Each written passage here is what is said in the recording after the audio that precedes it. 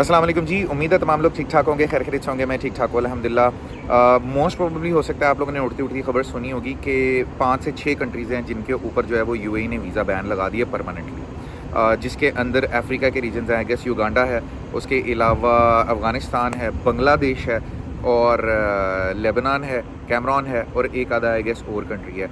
देखिए, मैं क्लैरिफाई कर दूं कि यूएई कभी भी किसी पर्टिकुलर कंट्री के ऊपर बैन नहीं लगाता। मोस्ट प्रोबेबली जो होता है वो आपकी जो डॉक्यूमेंटेशन या रिस्ट्रिक्शंस हैं वो बढ़ जाती हैं, रूल्स एंड रेगुलेशंस चेंज हो जाते हैं, बट परमानेंट बैन कभी भी नहीं लगता। ये बिल्कुल एज इट इज़ है। जैसे हम लोगों ने कुवैत के बारे में सुना था कि उन्होंने बैन कर दिए हैं टोटल वीज़ाज़, लेकिन स्टिल लोग जाते थे और आते थे। मैंने खुद बज़ाहिर इस चीज़ का मुशाहिदा किया। यहाँ पर भी ऐसे ही आप लोगों ने देखा होगा कि इतनी रिस्ट्रिक्शंस के बावजूद, ख़ासकर पाकिस्तान से या अफ़गानिस्तान से या बांग्लादेश से, बहुत सारे लोग ये एक्सपीरियंस कर रहे होंगे कि वीज़ा रिजेक्शंस भी आ रही हैं, वीज़ा अप्रूवल भी आ रही हैं, स्टिल लोग ट्रैवल भी कर रहे हैं। इस चीज़ को अंडरस्टैंड कर लिया करें, थोड़ा एनालिसिस किया करें, थोड़ा देखा करें। अगर बैन हो तो फिर कोई भी ट्रैवल ना करे, इसके बावजूद लोग ट्रैवल कर रहे हैं। सो इसका मतलब बैन नहीं है। रिस्ट्रिक्शंस मोस्ट प्रोबेबली हो सकता है बढ़ गई हों, या मोस्ट प्रोबेबली हो सकता है कोई डॉक्यूमेंटेशन या रूल्स एंड रेगुलेशंस के अंदर थोड़ी चेंजेस की गई हों।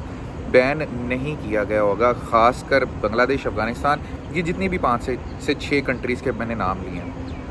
तो थोड़ा बहुत रिसर्च कर लें। एक और प्रॉब्लम जो है ना वो फेस की गई है लास्ट 1-1.5 वीक में। जो यूएई का वीज़ा इम्प्लीमेंटेशन सिस्टम है ना वो टोटल एआई है। पाकिस्तानियों के लिए रिक्वायरमेंट डिफरेंट है, ये मैंने अपनी लास्ट वीडियो में बताया था। बांग्लादेशियों के लिए रिक्वायरमेंट्स डिफरेंट है, इंडियंस के लिए रिक्वायरमेंट डिफरेंट है। फॉर एग्जांपल, अगर बीइंग अ पाकिस्तानी आप अप्लाई करते हैं, आपको आपकी तस्वीर चाहिए, पासपोर्ट चाहिए, एनआईसी चाहिए और उसके साथ बैंक स्टेटमेंट चाहिए।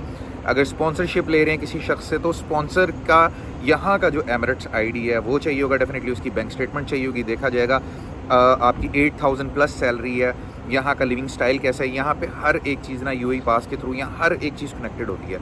तो पता चल जाता है कि कौन सा शख्स किस तरह की बैंकिंग एक्सपेंडिचर्स कर रहे हैं। यहाँ पे आपकी जो सैलरी होती है ना वो डायरेक्ट बैंक के अंदर आ रही होती है डब्ल्यूपीएस सिस्टम के थ्रू। तो गवर्नमेंट उसको ट्रैक कर रही होती है कि आप कहाँ कहाँ किस किस तरह के एक्सपेंडिचर्स कर रहे हैं यहाँ पे। इस चीज़ के ऊपर भी सारा डिपेंड करता है। तो आपकी लिविंग स्टाइल कैसा है, तो यहाँ से जो है ना वो गवर्नमेंट अंदाज़ा लगा लेती है कि जो शख्स यहाँ पे आएगा या जो रिलेटिव जिसको स्पॉन्सर कर रहा है वो उसको अच्छे तरीके से रख पाएगा, और उसके बाद ये वापस जा सकेंगे या नहीं जा सकेंगे या यहीं पे रुक जाएंगे। तो इन कुछ चीज़ों का अंदाज़ा लगाकर बेस बनाया जाता है। और कुछ डेफिनेटली उन सिटीज़ के ऊपर भी ज़्यादा रिस्ट्रिक्शंस लगाई जाती हैं कि जहाँ से ज़्यादातर तादाद में लोग यहाँ पर आए थे और वापस नहीं गए। तो यहाँ पर आकर रूल्स एंड रेगुलेशंस रिस्ट्रिक्ट कर दिए जाते हैं, स्ट्रिक्टनेस बढ़ा दी जाती है, लेकिन प्रॉपर बैन नहीं लगाया जाता।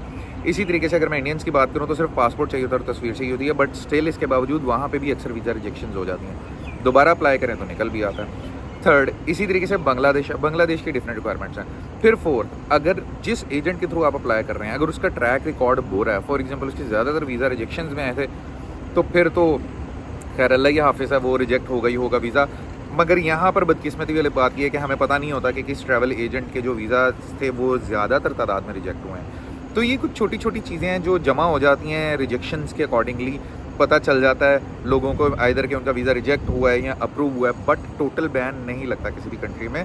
तो अगर किसी को ये खबर मिली है, खासकर बांग्लादेशियों को या अफ़गानीज़ को, कि भाई उनके वीज़ाज़ यहाँ पर बैन हो गए, तो ऐसा कोई सीन नहीं।